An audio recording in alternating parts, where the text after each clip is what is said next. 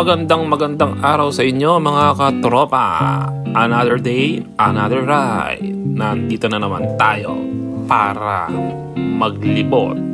So samahan nyo kami sa aming paglalakbay. Let's go!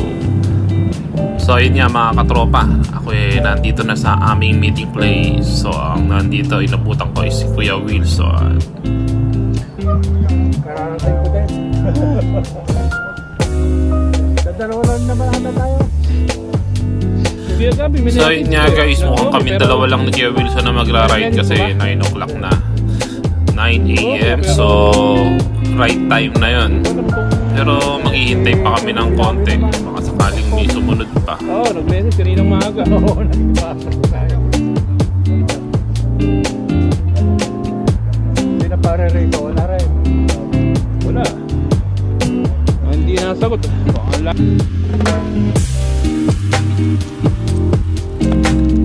At ayun nga po, kaming dalawa ni Kuya Wilson nang natuloy na mag-ride at biyahe na. So fast forward na po natin para mabilis. Let's go!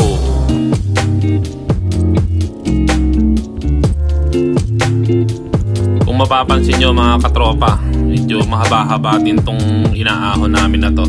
Siguro more or less 1 kilometer siya kung di mo siya ipa-fast forward simula sa baba.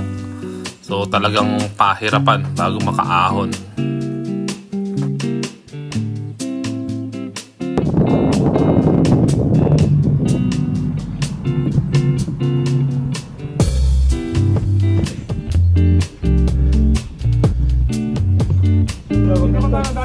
Stop over muna kami at papahinga para sa susunod na ahon.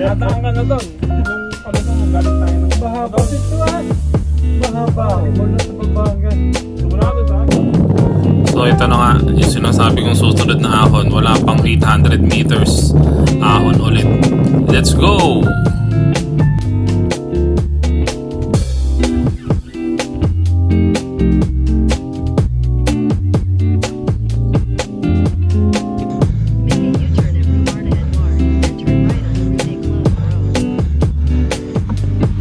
At pagkatapos naming umahon dito, pahinga lang ng konti, recover, tapos lusong naman. At pagkayari namin lumusong dito sa matalim na lusong na to, aahon na naman kami yan sa forest. At pagkatapos namin ahunin lahat ng mga ahunin papunta sa daan na to, pahinga muna kami dito sa gilid-gilid sa forest. Kung nakaabot ka sa video na to, isang like and share naman dyan. At dito, balik kalsada na ulit kami. Pero malapit na yan sa area na yan. Kaya ayan, naglalakad na lang kami. Dahil yung dinaanan namin, yung tinuro ng GPS, parang maliit na town kung saan may open market.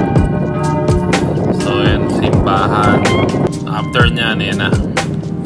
Yan ay mismong entrada ng Chatu. At here we go, touchdown!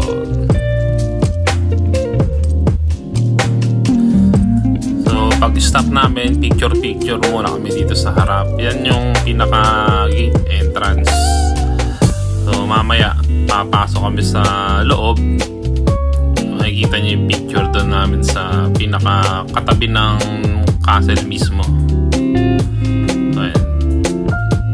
Itong dalawang ribulto na yan, dalawa yan ayan yung isa.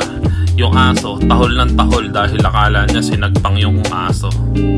So ito, nakapasok na kami sa loob ng bakura ng Chatu.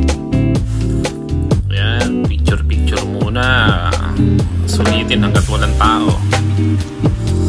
So ito na yung pinaka main door. Pagkayari nito, magbabike pa uli kami sa likod. So ito na yung likod ng Chatu. Kumbaga ito yung pinaka garden nya. Maganda yung area na to, yung mga gustong pumunta. Meron ditong mga kubo na pwede kayong kumain, mag-picnic. Ayan yung kabuuan ng garden niya. At maluwang pa yan doon sa likod. Meron pang mga fountain yan. Yung mga nagja-jogging. Sa ngayon medyo saktuhan lang yung lamig. Pero malamig pa rin. Pero saktuhan lang. Kaya may enjoy nyo pa rin kung pupuntahan nyo yung lugar na yan. Ito, mismong katabi namin. Nasa entrance kami ng backdoor ng castle.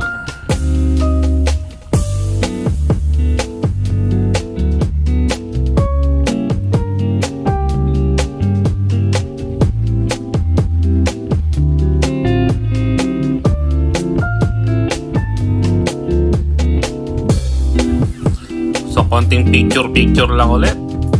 Alam nyo naman, pagka nagpupunta kami sa mga lugar, ito na yung isang mga memories namin na binabalik-balikan na lang.